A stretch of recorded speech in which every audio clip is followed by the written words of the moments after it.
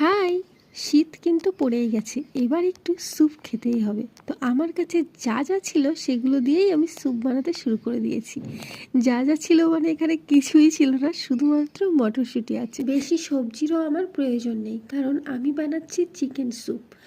আর এখানে চিকেনটাকে আমি প্রথমে ঘি দিয়ে একটু সটে করে নিয়েছি। আর তারপর আমি এর মধ্যে কিন্তু এক এক করে সমস্ত মশলা অ্যাড করেছি, মানে আদা রসুন, আর দিয়েছি একটু কাঁচা লঙ্কা এবং মটরশুঁটি।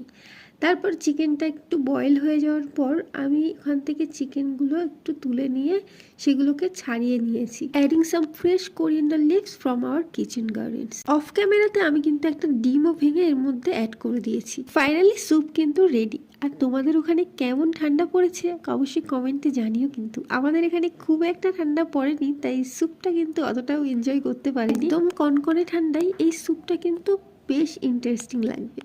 তো যাই হোক, আজ এই পর্যন্ত, দেখা হবে পরের কোনো ভিডিওতে। বাই।